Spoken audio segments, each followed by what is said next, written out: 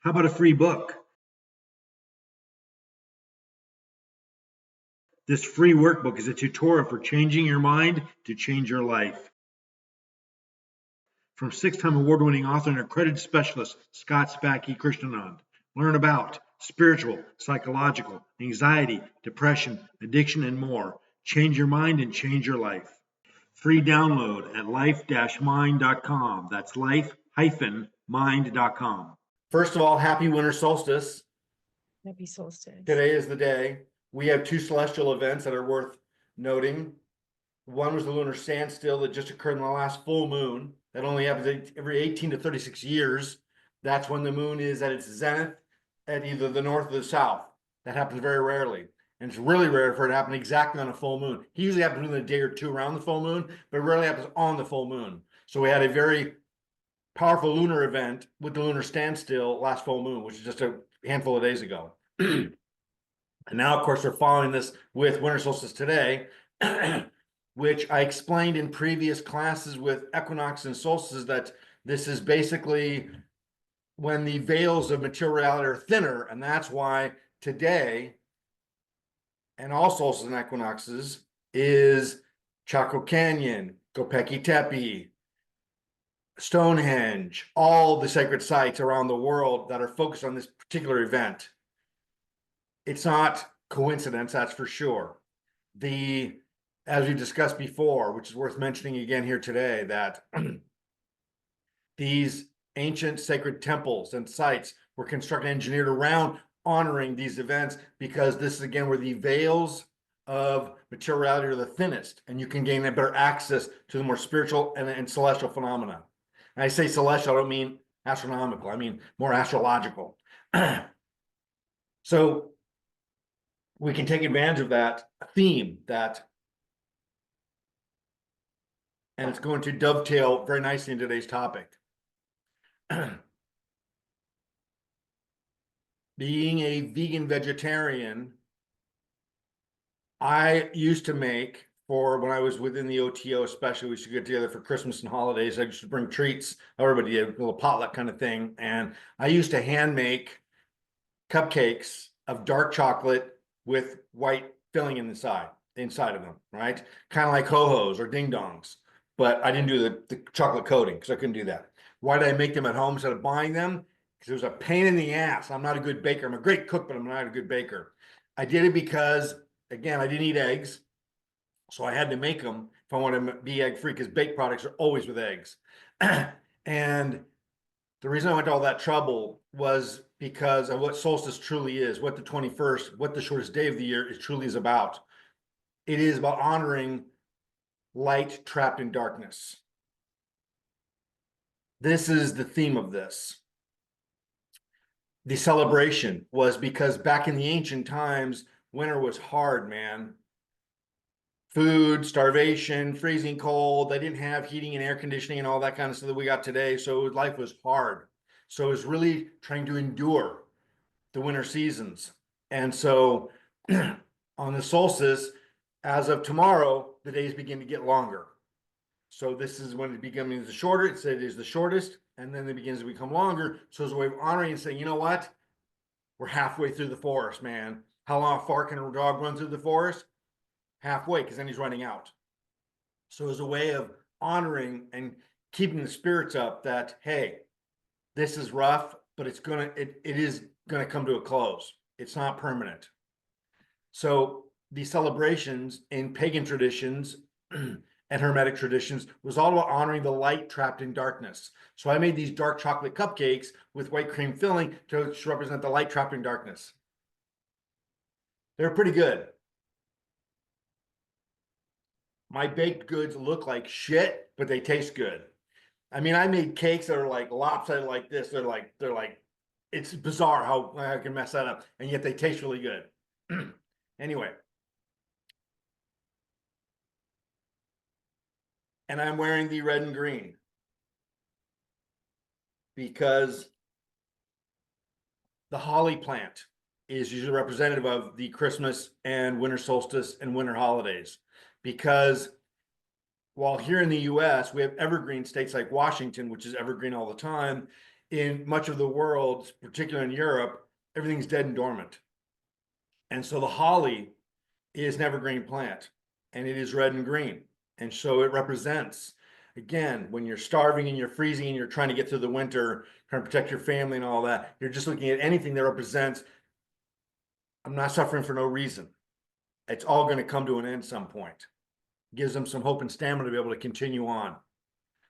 So that's where the red and green kind of theme comes from as well. The winters of our discontent. It is important to remind ourselves during all our challenging, difficult times that there is hope, that there is an end in sight. When you're in sorrow, it feels eternal. When you're sick, for example, I haven't been sick in almost 20 years, maybe over now, not even a mild cold, but I do remember that when you're sick, you know it's going to come to an end, you know it's temporary, but it feels, you can't remember when you felt better, and you can't think of what it's like to feel good again. You're so caught in this bubble, in this tunnel. It's your only reality. You know logically that you were well once and you will be again, but you can't associate with it. You can't connect to it. And again, this is how sorrow is. Happiness is like this to some degree as well, but usually when we're happy, we have some sense of what it was like to be miserable. And this is what kind of elevates our happiness, because we do know what it was like to not be happy a few days ago, or whatever it may be. But when we're unhappy, it feels like an eternal present, like it's never going to end. Again, this is what solstice is all about, to be able to honor and celebrate. And again, the story of Ram within the last yuga. He's from Treta Yuga, actually, I think. And Ram is all about the light trapped in darkness, that there is a beacon of hope and light. We need to keep this in mind. And again, with the lunar standstill, creating that even thinner veil of materiality between ourselves and the spirituality. We can capitalize on this. The downside of wearing the Santa hat, of course, is that I don't want this to just be a holiday type talk and people to watch it whenever they want to. Anyway, risk you take. It's kind of fun. Besides, don't have to comb my hair this morning.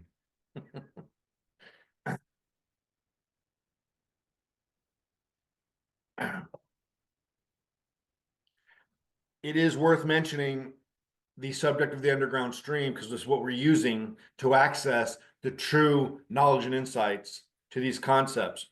Today's topic, Krishna and Gita, Krishna and Christ, Gita and Gospel. The underground stream, for those who have not read Within the Portal, which I should be holding it up, get Within the Portal. It explains everything I explain in these classes, sometimes a little bit less, sometimes a little bit more, but the knowledge is all there. The underground stream is a colloquial term within a culture of mystics and spiritualists. It is one of the few things when you Google it, you can't really even find it. And yet it's world known. Or when I travel through the world, through Europe even, in Asia, mostly it's Western, this term, the underground stream. And again, it's Hermetic. It comes from ancient Egypt. That's how old it is. It's thousands of years old, referring to the preservation of the true histories, the true paths of knowledge. And I refer to the sailors of the underground stream, which I like to think that I'm one of, that are the protectors and guardians of these truths of knowledge and true histories. And again, in modern contemporary culture, now we're realizing that what people did to the Native Americans and African Americans and all this kind of stuff. And it's like, how did you not know this? I mean, it was pretty obvious, because again, truth is buried as people try to conveniently conceal and erase the truth and history, because they're ashamed and they don't want people to know what it was. This is relevant to today's topic because as we dive into the true history, the underground stream, awareness and knowledge of Christ and Krishna. I pointed out many things in the email in the announcement for this class. We're going to go over some of those. We're also going to talk a bit about the Gita. and Gospels and the parallels. So the parallels, of course, are that Mother Mary and Krishna's mother Devaki were both prophesied, told by an angel that they're going to give birth to an avatar.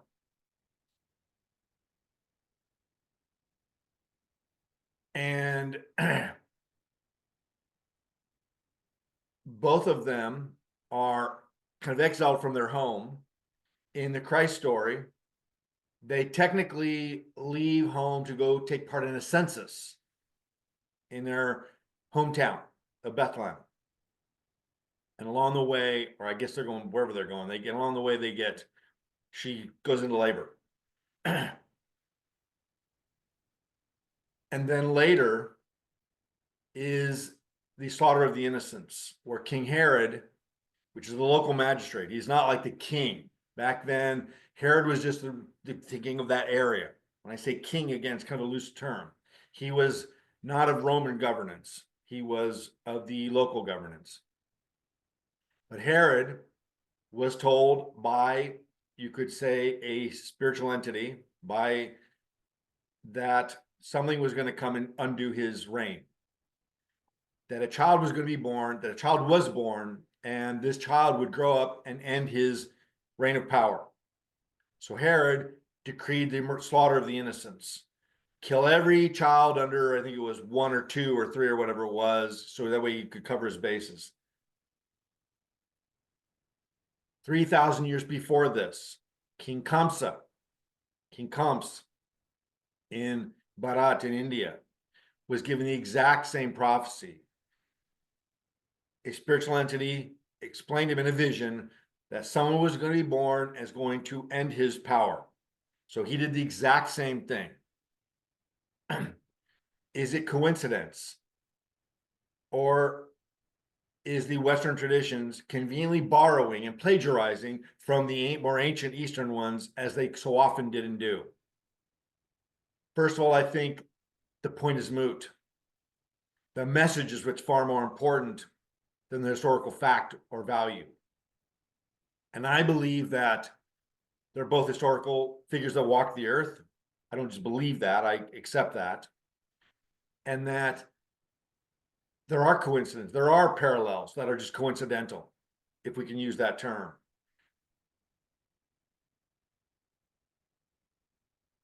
We don't know the historical facts of Yeshua's childhood and life. We can't. It's not like in the East. In the East, particularly in what was Bharatavarsha, what is now India, when saints, holy men, avatars appear, they know when they appear. They recognize them as there are signs, indications, as there was with Yeshua. And so they don't lose track. They don't wonder where he was for 18 years or where he was at this time or that time. When you do parikram in India, which I've done many times, parikram is the Sanskrit word for, you could say, kind of like a holy sacred walkabout. Parikram is like a sacred walk. Parikram is visiting as a pilgrim the sacred sites where historical things occurred. And in Vrindavan, parikram, you can do it for 30, there's a 32-day parikram that you tour all these sites that Krishna was at. And how do they know they're the authentic sites? Because they were preserved from the time they happened, not later. They didn't realize later that they had an avatar. They knew at the time and immediately afterwards. So it wasn't lost to translation or history. Again, this is the big difference. I went to the thiers and the Buddhist sites in Nepal, northern India. There's no supposing where these things occurred. The Bodhi tree that he sat beneath and became enlightened. They're recorded and documented as they happened or immediately afterwards and preserved. They recognize the importance and significance of these at the time. It does not seem the case with Yeshua. They realized later how significant he was. The nativity events and the facts. Again, we don't know if they're factual. We don't know truly exactly where Golgotha, where the crucifixion occurred. We don't know exactly where the temple on the mounts were. We don't know exactly where necessarily. We're supposing. Because they didn't realize at the time that these things were significant, except for a few people like the apostles. And even those guys.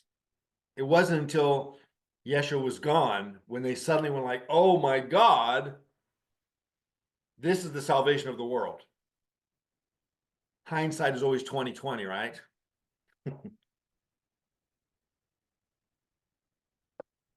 The underground stream sailors, again, much like in the East, they have worked hard to preserve, protect, and guard these truths and historical facts, to preserve them so that they can be there for time immemorial. So we know, and I tell you, when I parikram in India and I visit Krishna sites, I can tell you that with meditation, you can feel it. It just, the presence is there. And I feel this is true with Yeshua sites as well. But again, part of that is conjecture. You don't know for sure if this is the actual physical location where this thing occurred, the Advent, the manger, the etc. Some of the parallels are just divine parallels because there's consistency in divine events. Most avatars appear and have these similar kind of themes because they're providing us with the basis and the foundations to be able to recognize these as divine events.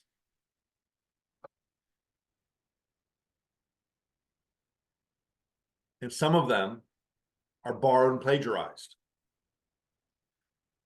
How do we know which ones? Again, the point is somewhat moot. It doesn't really matter too much in your heart if you accept the story of Yeshua the Christ as historically accurate and factual. The theme and the concept is far more important what changes your heart. Far before I knew the historical facts of Yeshua the Christ, I had my religious experiences with him. I now know some of my original religious experiences were not totally accurate. But it didn't matter. I was a child. I thought they were. And again, the meaning, the theme, and the heart, the love that he represents was present in them.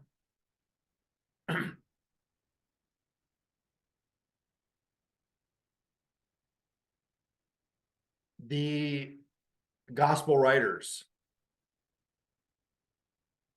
they had to come up with something. They knew very little about Yeshua's early life, his childhood. Little to maybe even nothing. Again, it all might be somewhat fictionalized. 3 wise men, manger nativity scene, it all might be fiction. It all might be fact. But again, what we see is a very spotty amount. How do they know this guy was born or appeared in a manger and when it was and what was taking place at the time? And yet, barely know anything about where he was following that, except for here and there. And as mortal, regular people, we accept that, as we should. Well, I mean, I don't know every detail of my childhood either, and I was there. Memory gets cloudy, facts get changed. I mean, I often had 2 versions of history in my life. The one that I thought happened and the one that actually did happen. I had a very creative imagination as a child, very imaginative. And imagination was far more fun than reality usually. So I would create fictional accounts of things, and I would get confused when I was a child, which one was accurate, which one wasn't. So my sister or brother would come, that didn't happen. What are you, crazy? That didn't happen. I go, really?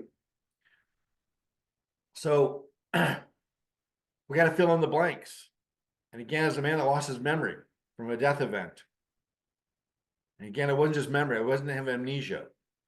My identity was deleted. It's a very confusing experience to not know who you are. Who and what you are is the sum total of all your prior experiences and thoughts up to this moment. That's who and what you are. You take those away, you don't know who or what you are. And it's a feeling of void. The gospel writers that were so passionate to share this advent and this powerful story that needed to be told had to fill in some of the blanks. I can tell you as an author, the small amount of fiction that I write, you got to have backstory. You've got to have events that lead up and tell you where this character comes from. And again, Within the Portal is so big because I could not explain what was currently happening to me at this moment without telling you what happened to me maybe several years ago as a mystic or spiritualist. It was all relevant. The backstory is important to be able to give you credibility, reference points, magnitude. So gospel writers, the apostles, they borrowed a little bit. I don't say they made stuff up. They borrowed a little bit. They took what they did know and they embellished a little bit to try to round out the story. Did Herod create a massacre of the innocents? We don't know. We can't know for a fact. There's no historical evidence of this, no recording of this, as far as I know. But it's possible. Or did they borrow this from the already existing story of Krishna? And again, we look at those two names. Christ, which means anointed. So Christ means the title. That's his title. That's not a name. And Krishna. Krishna refers to his complexion. Anointed, as in dipped in. Something that's holy and sacred. And Krishna's name, basically in many ways, means he of a blue complexion. He of the sapphire cloud. Rain cloud complexion, they refer to that as. These similarities, again, just between the name, Krishna and Christ, are hard to miss. When you see them together, suddenly things kind of fall into place. So I don't believe that the intention was simply to mislead anyone. I think that the gospel writers needed to come up with some backstory to substantiate and be able to fill in the blanks of what they did know with some of the things they did not know. And is rather flagrant in Western spirituality and religion, is they begged and borrowed and plagiarized from things that were already existing because they worked. Back in 30 seconds. How about a free book? This free workbook is a tutorial for changing your mind to change your life. From six-time award-winning author and accredited specialist Scott Spackey Krishnanand. Learn about spiritual, psychological, anxiety, depression, addiction, and more. Change your mind and change your life. Free download at life-mind.com. That's life-mind.com.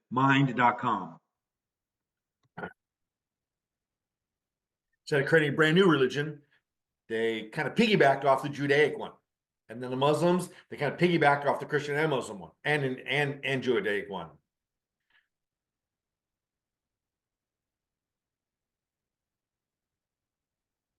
Again, the parallels. I'm going to go through a couple of them here. And we're going to talk about, make sure don't forget to talk about the Gita itself.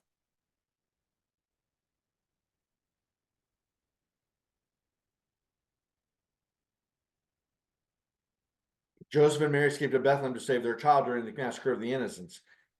Vasudeva, that's Krishna's father, his birth father, escaped from the prison cell to save baby Krishna. Again, Kamsa imprisoned them while Devaki was pregnant because he figured if the child wasn't already born, because Kamsa gave his own massacre of the innocents, kill every child that's under the age of 3 to cover all my bases. So that's what he was doing. And to be safe on the safe side, even women that were pregnant, he imprisoned them. So he was particularly told to look out for Devaki Vasudeva. And so he imprisoned them. The difference here is that in the Krishna story, Vasudeva escapes from the prison cell and travels across the river and delivers his infant baby son Krishna to some family members in Vrindavan. And they adopt him. Krishna was often teased about not knowing who his real parents were. He was teased for being adopted. And he took it with a good spirit because he had a good sense of humor. So again, the parallels that both of these families are pursued with the threat of death to their child, because what will be born is an avatar, a savior.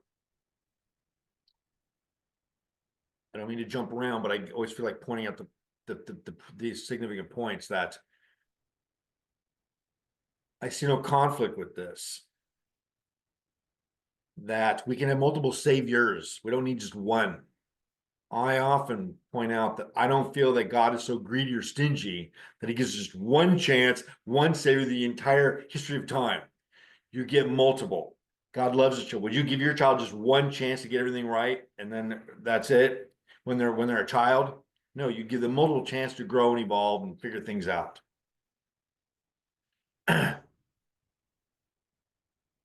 So again, the name Krishna and Christ, anointed one, and the complexion, the massacre of the innocents, King Kamsa ordering the death of all young children, infants, to protect his reign.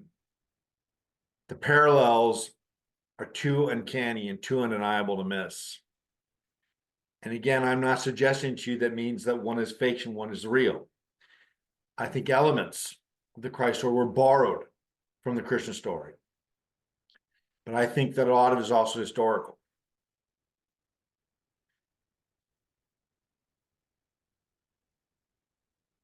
One here.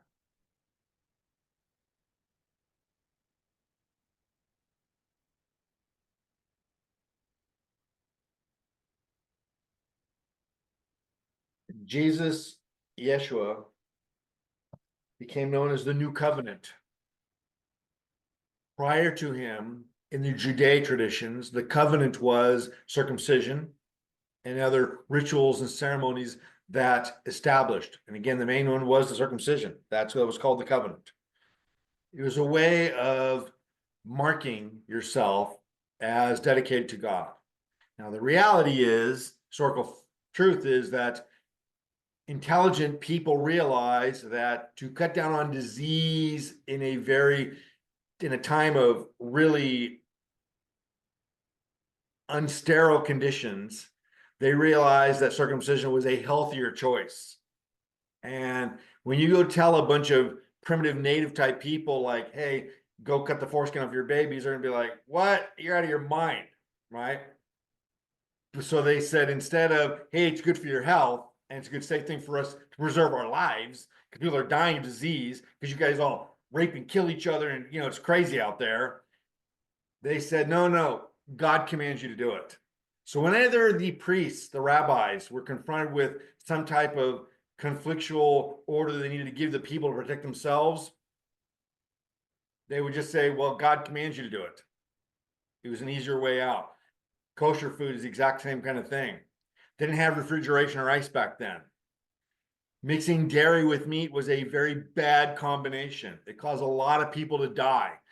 So the priests or the academics, the intelligent people at the time said, you know what? They figured out that dairy and meat should not be mixed together. They should not be stored together. That's going to cause diseases and problems. And so rather than just tell people, don't do this, it's bad for you, they simply said, you know what? Because when they tried that and the regular people are like, whatever.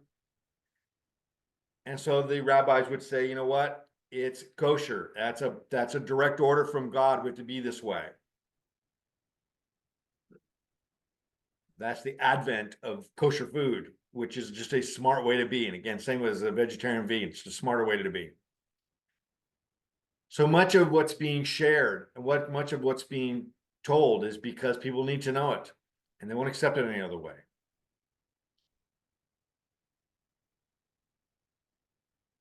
what is the true historical facts? And again, in India, in the Krishna story, as with all their avatars, again with the Buddha, with Chaitanya, we don't wonder where they were as children. Again, it's documented as it happened or immediately afterwards. They knew at the time or immediately afterwards that this was legacy. So again, when you go to Parikram sites through India, it's an amazing feeling because you're there standing on ground that's hollowed for over 5,000 years. People knew this is the exact spot. As I came to the site that, for example, that Krishna struck his heel in the ground to bring water for the people that were dying of thirst. Not quite dying, but they were thirsty. They weren't quite dying. And I'm looking at this sign thinking like, oh my God, like this truly happened here. Like it's recorded. They preserved all this time. They've known it for thousands of years. They've known this is where this event occurred. And that was kind of mind blowing to sit there and look at that. And again, when I went to the temples in Nepal and saw the exact spot where the Buddha appeared, and it's eerie. It's like a really magical kind of thing what you see there. And again, the fact that they knew at the time and immediately afterwards, we're documenting it.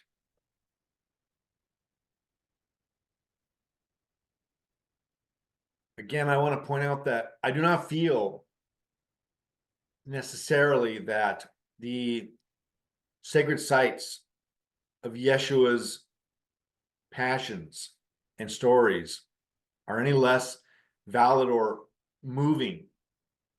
I've not done parikram and touring the sacred sites of Yeshua and get to that part of the world. I'm a little less motivated because, yeah, I don't know if these are the actual sites. And I do believe in hallowed ground. Again, such as with the solstice, Stonehenge, and Chaco Canyon, and Serpent Mound in Ohio. These are preserved sites to honor this event. It's not a roundabout figure. It's an absolute fact, mathematically, logistically. But again, we need to focus on what the meaning is. As Yeshua becomes the new covenant, he's not saying don't circumcise your babies, simply saying that you no longer need to have all the ceremony and ritual to become one with God and access God. That just through me, you can access God, the guru, the master. I am one with God, and therefore, whoever believes in me shall attain God. And only through me. But again, let me add an asterisk to that. He wasn't really saying me and only me. He was saying only through, you could say someone like me, only through a divine avatar, only through a divine saint. You cannot access God without having direct access to the guru, because only the guru is one with God. I and the Father in one. Whoever reaches the Father must do so through me. The religious founders and organizers, they're the ones that turn it into only him. He's the only one. All saints, all avatars, all sages, masters, and gurus have told us the exact same thing, that you need a spiritual master. The reason I included this topic into these series of the guru topics at this time of year is because it is just that. It is the vitality, the vital need to have a master to access the divine. We do not have access. They have access because they are one with it. Only they can show us the way, and they can give us the grace so we can experience it. And this is what the covenant is all about. Again, the new covenant of Yeshua saying and being and representing, I am, I am the way. I am the way. No one enters to access the Father but through me.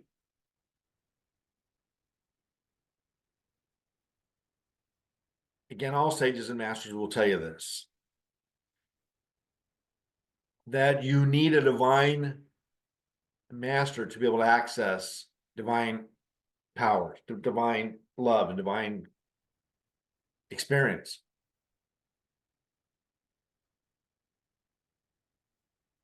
Krishna also was a new covenant.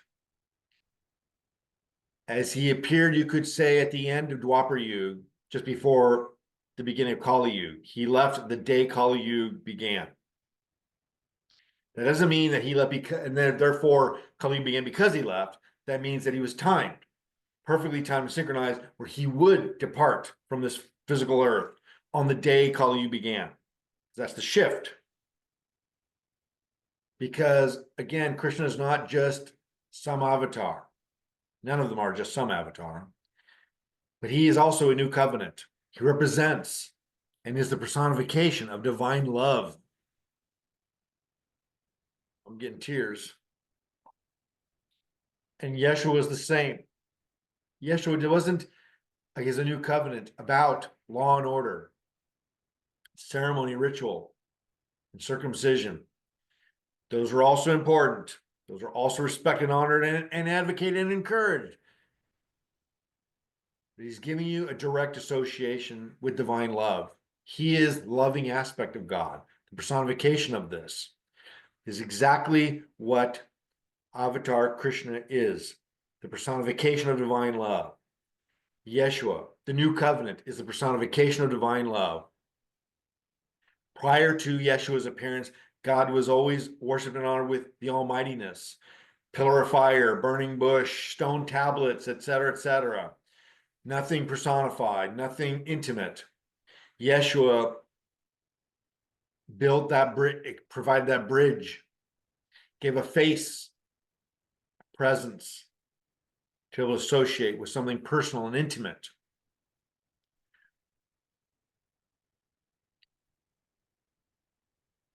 Again, I'm not suggesting that the Yeshua story was invented to mirror or have their own version in the West of the Krishna story and advent of divine love, association, personification. Because all avatars represent this in some way or another. Again, let's keep in mind that Neem Karoli Baba considered the avatar of Hanuman. Not considered, I mean, I believe he is the avatar of Hanuman. Hanuman is a servant of Ram. He is the equivocal, total surrendered servant of Ram, which is a blend of the almighty and divine love aspect of God's will and presence. And in this way, even though Ram is considered more the almighty aspect somewhat, and Hanuman was a warrior, and Neem Karoli Baba was nothing like a warrior, for God's sakes. He's gentle, he's sweet, he's kind. Because all avatars and all saints are one, and they all represent that personification and direct access to the divine love aspects of God. Whether it's the avatar of Shiva, the destroyer, Vishnu, the preserver, Brahma, the creator. No matter which one you get, even the burning bush, pillar of fire, it's going to be loving, because God is love. The appearance of an avatar as Krishna or Christ takes us to a new level. This is God's greatest grace for us, greatest love for us, is to give us the personification of divine love access, nothing almighty.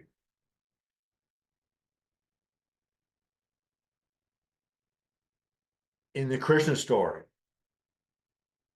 his childhood is very informal. And again, they know all the Leelas, it's all told in the Bhagavatam. From when he appeared throughout his entire life, every event. I mean, we're talking about playing with his friends, tail road trips, whatever, everything is documented.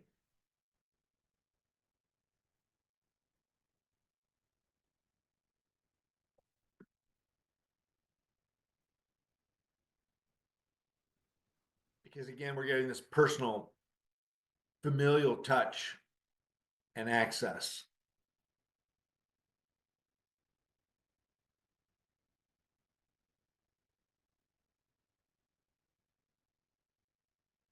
The Yeshua story also. I wish we did know the more historical facts of where he went and what took place prior to his mission when he reunited with his cousin John the Baptist when he was 20 or was 30 when he met with John the Baptist, which was his cousin. Again, providing us a new covenant, a direct access to a divine love aspect. And again, people miss this kind of point many times with the Krishna story, that because when he leaves Vrindavan and goes to Mathura, in Mathura is when he becomes a king, a local king, with a palace and servants and all this. He's living a glorious experience. And this is when the Bhagavad Gita takes place, is when he goes to Mathura. But prior to this, in Vrindavan, he is simply a friend. It's informal. It's sweet. There's nothing almighty about it. Krishna is always shown with the flute, because the flute is his representation of the divine love, surrendering, access and vulnerability, sweetness of God. When he leaves Vrindavan and goes to Mathura, when he's around, I don't know, 11 or 13 years old, which sounds like a child, but back then we're talking manhood. He leaves the flute behind. Hard for me to say that. Oh my God, it's so beautiful. Because he leaves the flute behind, because the flute represents his pure, unadulterated, unalloyed, divine love.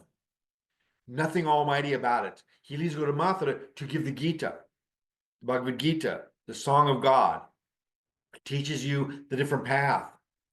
Prior to that, it's all about simply surrender to me. I'm the new covenant. Love me and you'll access me. That's all it takes. Nothing else. No rules, no ceremony, no rituals, nothing. Just love me and I will love you too. I already do. Love me and you experience my love. When he goes to Mathura, we get the Gita, which is a separate book. It's not part of the Bhagavatam. It's its own book, and yet it takes place during his stories and Leelas of the Bhagavatam. We could parallel this very nicely with this is when Yeshua began his mission. When he was 30, he formally begins his mission and teaches and guides and sacrifices himself to prove a point, to make a point, to give you something emotional, not just dogmatic, but emotional, something you can relate to and feel. Krishna does the same thing. As a child, he's adorable. As a young adult, and throughout his leelas and time on earth, he's just enjoyable. He's easy to love and like and enjoy. Not, again, just fear, as you do with most of the God powers, but to be able to enjoy and appreciate and smile. I think this is often forgotten in the Yeshua story. So much of it is dark and foreboding. That we forget the sweet divine love aspect of his appearance and purpose to give us access to divine love.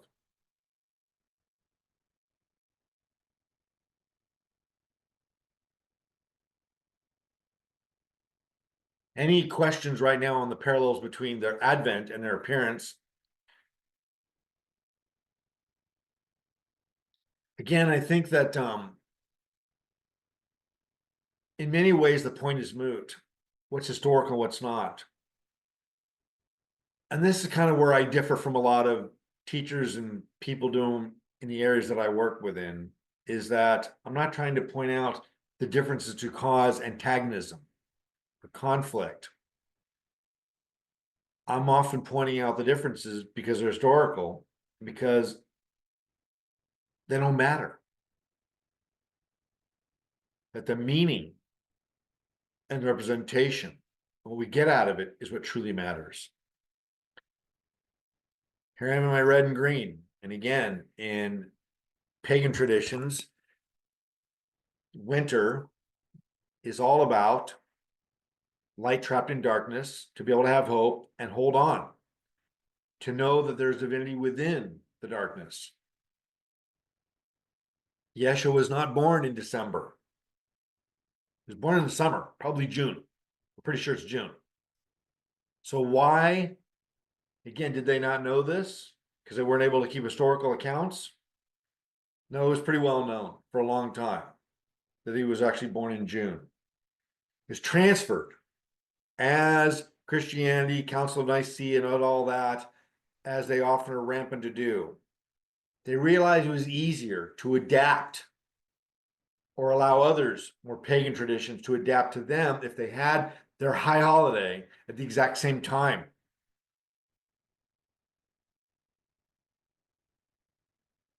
And again, the coincidence that crucifixion occurs and the resurrection occurs Easter right at the spring equinox, when things are evergreen and beginning new again. That's a little bit closer to the point, but yes, the historical underground stream understanding of this is that the crucifixion probably did occur in December or January. We can't know for sure. These things were not documented factually, recorded on CNN. They didn't have a YouTube then. That gets everything wrong. Otherwise, who knows what it would be. So we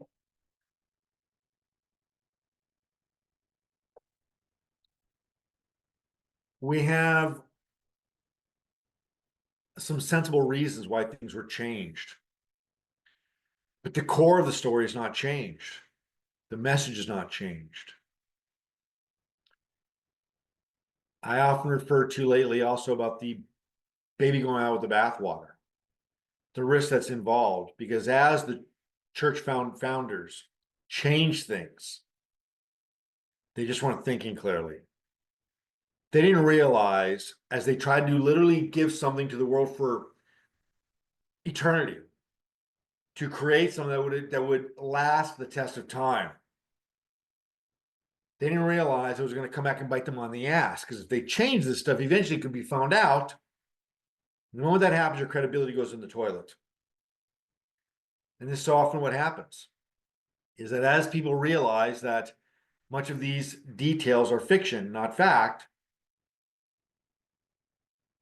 they lose trust and confidence in the religion and the path and the story, which is a shame. The baby goes out with the bathwater. This is part of the de-evolution of religion and spirituality that we're experiencing. We're going to continue to experience through this Kali Yuga age and era.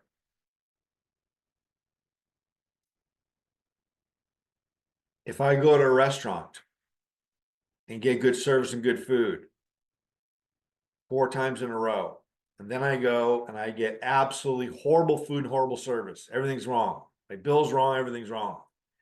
It's very likely I'm not going to go back. Even though they got it right 4 times, what I'm going to remember is the time they did not. There's that saying, lie to me once, shame on me. Lie to me twice, lie to me once, shame on you. Lie to me twice, shame on me. Reminding us that we got to be smart about things. If you lie to me twice, well, then I'm the one that's got my eyes closed being stupid about it. So we separate, we disassociate from something we can't trust anymore. This is the baby going out with the bathwater.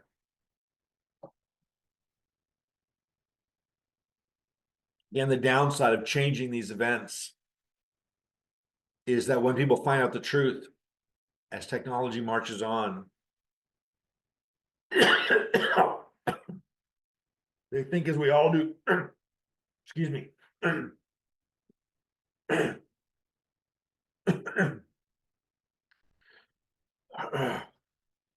when somebody lies to us, What else are they lying about? Most people, I mean a lot of them, excuse me, they have some type of an event or a collection of small events that undermine what the church and organizations had told them. And that's what it's the Jenga brick that comes out and causes the whole thing to tumble. What else do they lie about? I now know this is false, so therefore, what is true? I can't trust any of them what they're telling me anymore. Again, when this is classic in the marriage scenarios, when somebody betrays their spouse. Oh, it'll never happen again. I won't do it again. Blah, blah, blah. Doesn't matter. That may be very true, but the person that's betrayed can never truly accept that anymore. You betrayed trust, and so therefore, especially about something so sacred and so important, so therefore, I can't take you at your word. I can't risk it. It's too sacred. This is how the baby goes out with the bathwater. In my own strange way, as an Eastern spiritualist, I'm trying to preserve the Western traditions and Western spiritual faiths by pointing out that these discrepancies and conflicts in their stories and illusions, they don't matter. One of my other favorite quotes of Yeshua, look under a rock, and there I am.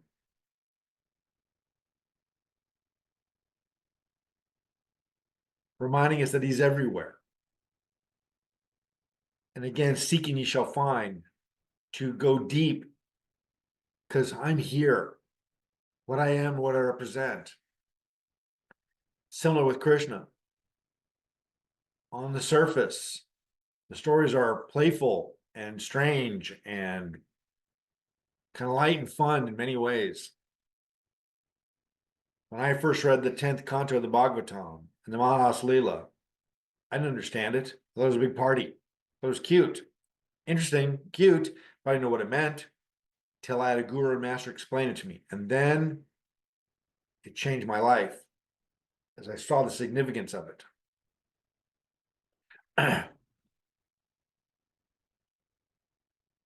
The event was far less important than what it represents and what it means.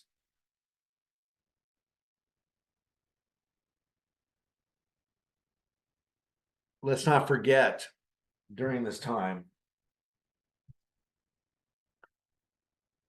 of the meaning of Yeshua's story and mission. Parallels are important. I don't see a conflict. I don't have to choose between Christ or Krishna. I'm a Krishna devotee. That's essentially what I am. I am trying to attain God realization through him as an avatar, through that path. It's the one that makes sense to me. But it doesn't matter which one you choose, as long as you surrender fully.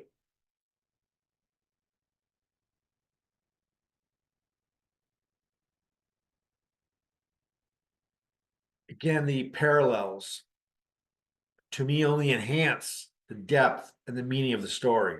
They don't tear it asunder for me. I don't mind. Yes, I'm irritated. Yes, I do mind. I got to change it. Yes, I do mind that church founders changed all the history. But I mind more because they undermined their own message and they undermined the true things that were important and risk them to do so simply to gain power and control and status. They didn't need to. Would the Christ story change for you? Would it be any less beautiful and powerful if it happened in the summertime? No. If it didn't coincide with the winter solstice, no. It'd be, as a matter of fact, it might stand completely on its own, be even more, be even better. We don't need to change things. But when we do, we risk losing what they mean. The underground stream, we're trying to preserve this. We're going to go a little bit further in our next discussion to discuss what happens next. Because as I said, in the Bhagavatam, during the 10th canto, you get the entire story of Krishna's life. And I mean playing with his friends, literally playing. Little games. He used to let them ride on his back like a horse. They used to make him do it. We have this all documented. And yet, when it comes to Yeshua, the Christ story, we have 18 missing years. 18. We know where he was born. We know when he was born. We know what the star was in the sky. If you guys showed us some magical gifts, but we don't know where he was for 18 years. 18. Please. Yes, you did. Nobody of that significance disappears. And again, the baby with the bathwater. The tragedy is, as a child, we're talking 8, 9 years old, I saw this big giant gap in the story. I'm like, hey man, what's up with that? And I'm just a kid. I'm just figuring, somebody missed that. Sitting on watching me reading a book. I'm like, did they just skip something? Did I get out of? Did I go to the bathroom? Did I miss something? Did I miss a? Can you rewind that? And I'm asking priests and pastors, and I'm like, what's going on? And they're like, don't ask that. That's not for you to know. That's a sin. You gotta have faith, man. I'm like, I'm just asking a sensible, reasonable question. Like, where's this big gap? What happened? It's a normal question. And again, it turns a lot of people off. As the dangerous, vile internet that provides with all this information and misinformation, it is well known now about the 18 missing years, or that there are 18 missing years. What happened is not known at all, very much at all. Again, it's preserved within the underground stream sailors. We preserved it all this time. And it's not a secret. We don't force you to take initiations to know it. Everyone can know it. It's documented. It's historically documented. It's preserved. It's not some secret. It's kept quiet and discreet because otherwise people abuse it. So we're going to talk about that in our next get together, which I rarely get to talk about because I usually stay away from it, especially in the West, because people can't handle it. They freak out. The 18 missing years. And I rarely to never do this publicly. I guess I just don't give a shit anymore. I don't know. Because I'm just going to go ahead and talk about. See, even I struggle with, and it's not because I have any personal moral complication with it, because I don't think people can handle it, but they're just going to think I'm crazy. That's how conspiracies stay conspiracy, because I mean, the government wants you to look at UFO people as crackpots so that you don't accept any of it. Some of it's true. Something's going on out there. Which part we don't know anymore, because half the people that are talking about are absolutely insane and madness, and a couple of them, like Bob Lazar, and that guy, you watch Lazar, and it's like, holy shit, that's like, that guy's real, man. That's real. But again, he's lumped in with all the other crazies. Lazar is not crazy. Look at him. Listen to him talk. You guy's not crazy. Again, Hancock, not crazy, not crazy. The 18 missing years is documented. And I mean written down in language, not in some cave in some stone tablet. No, it's documented and preserved the entire time. And what happened historically after the passion and the crucifixion, the resurrection moment. Yes, indeed. It happened just as the Gospels say. He emerged out of a tomb, was witnessed by 3 people, etc. That historical fact. But there's more. That was conveniently left out, like 18 missing years. Well documented where he was, what he did, and why. And why he came back and started his mission and the way he did it. So that's going to be exciting, because I'm going to go ahead and talk about that stuff. And I'm going to share with you, with the underground stream sailors, what we are quite comfortable with. It's not a big conspiracy. It's not a big scandal. We're quite comfortable talking about the passion of the Christ, the Advent, and the events afterwards. And again, the baby with the bathwater. What always shocked me and always will shock me is that the true facts of the stories do not undermine the message or the theme. They enhance it. When I found out the true story of his life of 18 years and what happened right after the crucifixion, my faith got deeper, far better and more intimate, far more important. It transcended what it possibly could have been. Prior to that, I struggled with it. I was kind of, yeah, it's kind of magical, like whatever, like I don't know if that's true or not. But what truly occurred when you found the truth, I'm like, that makes sense. That's beautiful. That truly is inspiring, even more so.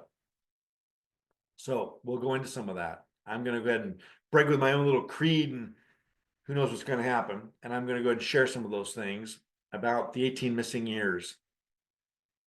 And our good Catholic friend who's busy making a gang of cookies right now for church events because she's Catholic. She's going to be here, so she's looking forward to it too. And I gave her the option. I asked her, like, so since you only can make one class coming up, did you want, I'm going to talk about the 18 missing years, and I didn't want her as a Catholic to think like, you know what, that's like forbidden for me. I can't go there. So I want to give her the option. She said, no, that's what I want to be here for. So keep that one for the 28th when I can be there. So in other words, we're sanctioned by the Catholic Church, and we got to represent from the Catholic Church. Tell us it's okay. All right, let's go ahead and wrap up. Keep it short today. Again, the parallels, they're beautiful. I gave a lot of them in the emails themselves.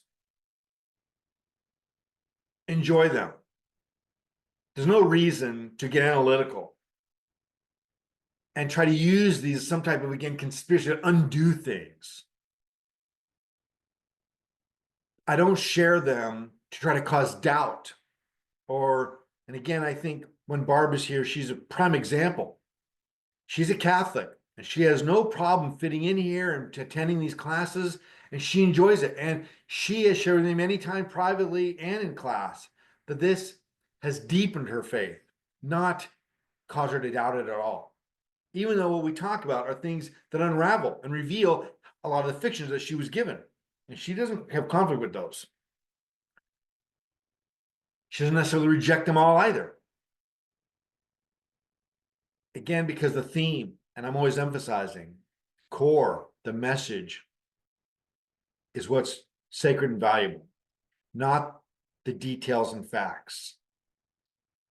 Don't let the baby go out with the bathwater. Know the facts and allow them to deepen your appreciation, admiration, and respect for these historical figures of Krishna and Christ.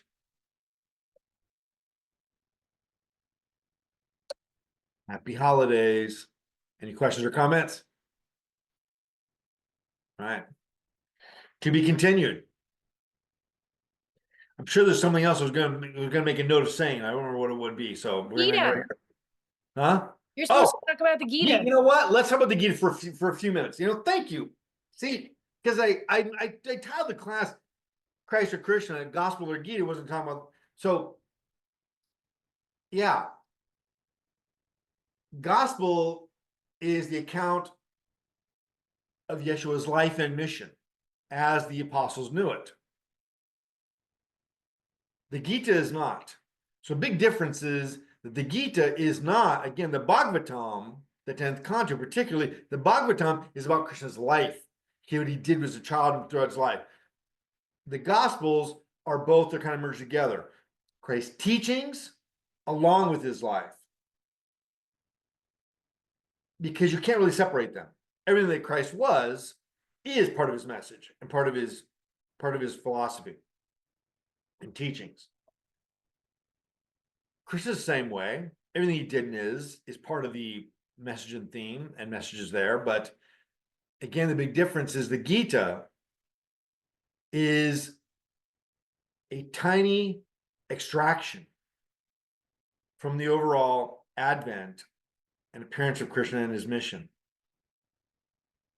The Gita is the most popular Hindu scripture in their library. It is the most, that and the Ramayana, and maybe the Ramayana is number one. I think it sells more copies, which is Ram's story. The Gita is number one or number two, or they're parallel. The Gita is very simple. I think it's like 200 verses or something, not even that maybe.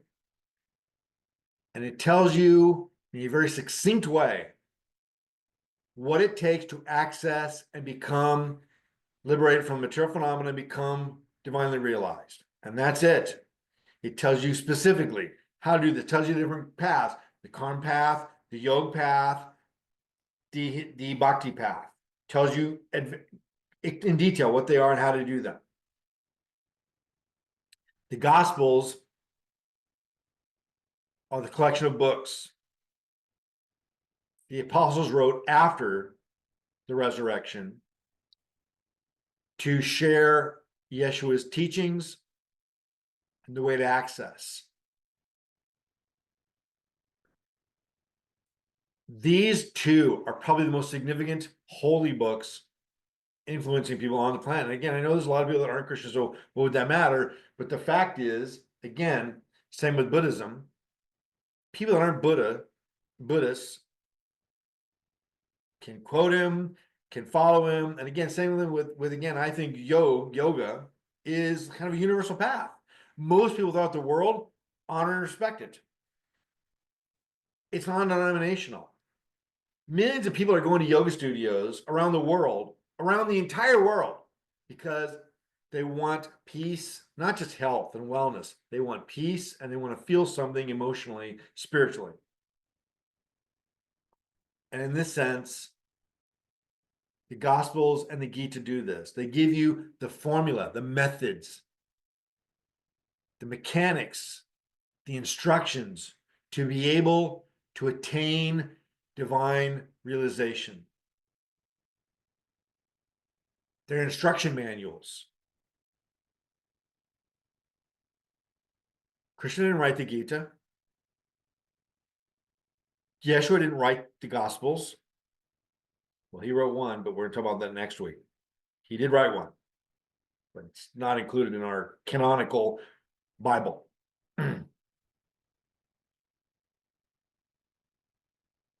Very rarely do actual avatars and divine personalities do their own writing of these things. The Buddha didn't. Chaitanya didn't. Chaitanya wrote one book, 8 verses. That's it. The Shiksha. That's it. 8 verses. Chaitanya is one of the most holy men that ever graced the earth. He wrote 8 verses, and that's it. His disciples, the Sanatan Goswamis, they wrote volumes of books, which I have a collection of, and they're mind-blowing. So beautiful. These avatars are to teach and dictate what Krishna told Arjuna. The song of God, which is what Bhagavad Gita means. Bhagavad is God, Gita is song. It is the explicit instructions on how to develop yourself spiritually, to avoid material sanskars and karmas, and to be able to develop yourself spiritually. It's an instruction manual. Gospels in many ways, the same way, same thing. You don't have to strip away the passion, the stories, and the anecdotes, parables that Yeshua shares or is in his life, where he went and what he did. It's all part of it. And again, in a similar way, in the Gita, you have a conversation that takes place between Krishna and his friend and his boss at the time, who he worked for, because Krishna surrendered and became his general, and explains to him the entire philosophy. Arjuna is having doubts. What do I do? What do I mean? Well, I can't participate in this slaughter and war. These are my family members. And Krishna explains them in a very succinct way, puts all of his fears to rest, and gives him the absolute perfect answer in the most simplest form. This is what saints and avatars do, and this is what Yeshua did, and what the Gospels contain. The absolute instructions. This is why His 3-year mission, 3 years, that's nothing. Everything you need to know is contained within these gospels, which when you get right down to it, was there 8 gospels? 8 of them? I think there's 8. There weren't 12. There were 12. There's 8 that we have in the canonical version. Or is it just 4? I don't know. I'm no biblical scholar anymore. You looking it up? I can see you busy looking it up. I know there's Paul. I'm drawing blanks right now because I'm We got Matthew, Mark, Luke, and John, but Right. beyond 4. that, are there more? So there's 4. There's only 4. Yeah. Okay. Yeah. I know that there's 8, but there's 4 in the canonical version. So there is 8, but there's 4 in the canonical version. So, and again, when you get right down to it, in many ways, it's the same story.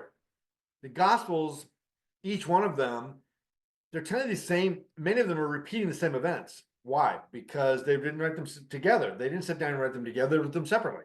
So it's telling what they saw, what they witnessed. And in a similar way that 2 of us might go see a movie and somebody asks about it, we might tell them about it, we'll be telling the same thing in different way, in different version. So the Gospels are just that.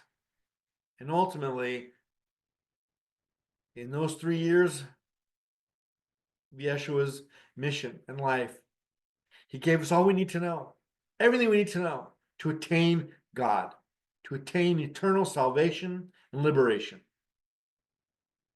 And Krishna in the Gita explains to Arjuna how to attain liberation and total salvation. And in a nutshell, could really say that Yeshua is saying basically one thing, and so Krishna is saying the exact same one thing. Surrender unto me. That's all you need to. I am the way, I am the light. Krishna gives Arjuna all these instructions about the path of Karma Yoga, path of Ashtanga Yoga, the path of all these different paths to be able to develop himself spiritually. And says, by the way, never mind any of that, all you got to do is surrender to me. That's it. Surrender to me. When you strip everything away from everything Yeshua was saying throughout his mission, the parables, the anecdotes, the Sermon on the Mount, which is my absolute cherished part of the scripture, part of the Gospels. What he's saying again and again and again is surrender unto me. I am the way, I am the light, I am the access, I am the doorway, I am the portal to be able to access to the Godhead. That's it. It's striking how different they are. One is on the verge of a battle in the Gita. Arjuna is about to enter to an epic battle. Nothing like the Gospels. And yet the parallels, similarities are not just striking, they're undeniable. They're teaching the exact same thing, as I often like to say in my own way. All religions and spiritual philosophy teach the exact same thing, just in different dialects. Dialects are just that. Our accents, our versions, our metaphors, our analogies are different because they're culturally based. But the theme and message is the exact same. And again, as I often said, that I explained so much to my son as a father when he was growing up. Anything that was hard to explain to a child, I explained it in baseball metaphors. How to get along with people, how to deal with teachers, how to deal with all kinds of things in life. I gave him baseball metaphors. Well, when you're sitting on the mound, you're staring at because he was a pitcher. He was my ace pitcher. When you're at the mound, you're staring at that batter in the eye. Or when you're behind the plate and you're staring that pitcher in the eye, I'd explain the things. Both of these scriptures teach us everything we need to know. And they're not that complicated. And again, when you get right down to it, there simply is that one central, consistent theme again and again and again. Surrender unto me. people want to see all these layers and complicated intellectual understandings within the Gita and within the Gospels. And this is because we all struggle with this concept, surrender. What does it mean?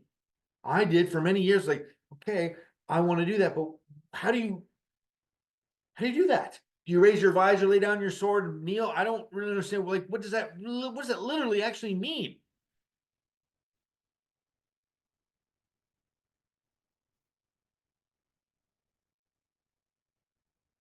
It is an impossible, ineffable thing to explain in human language, to surrender.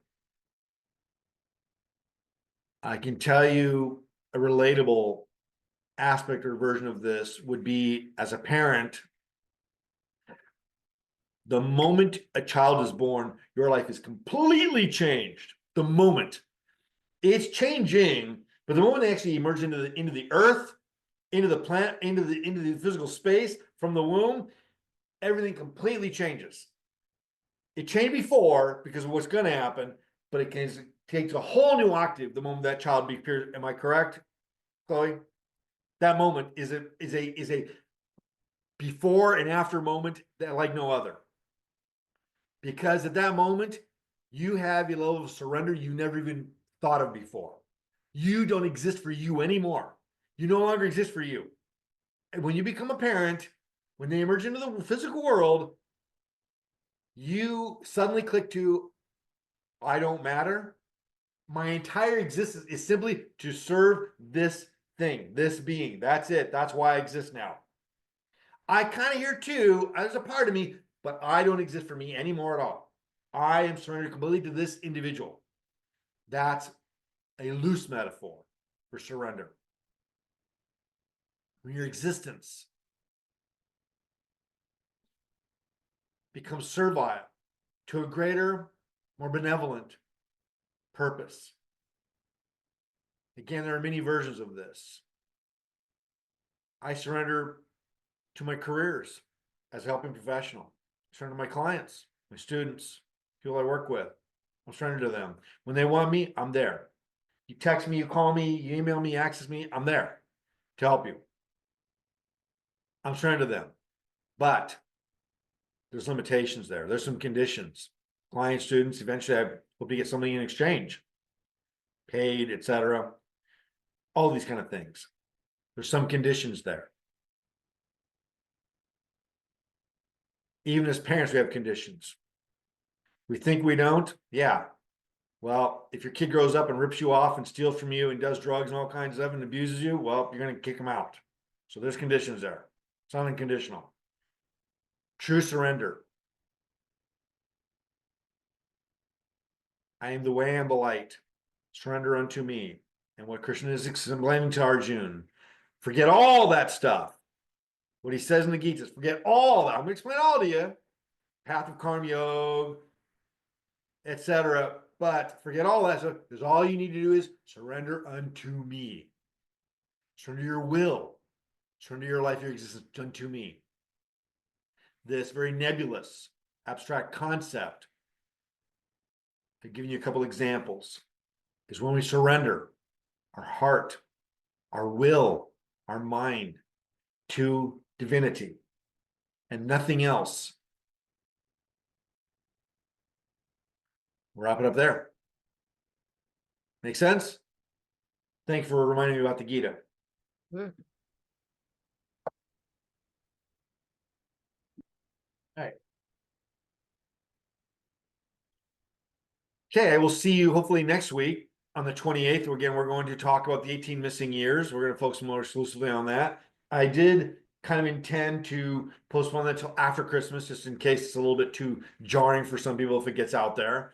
You know, I don't know if I'm going to get hunted down or crucified if I share this stuff. And again, I'm not the only one. With the Advent, or not Advent, but with the YouTube and all the stuff we got nowadays, again, you can Google the hell out of these things. Again, the difference is, as an underground stream sailor, as a hermetic scientist, philosopher, theologue for all my life,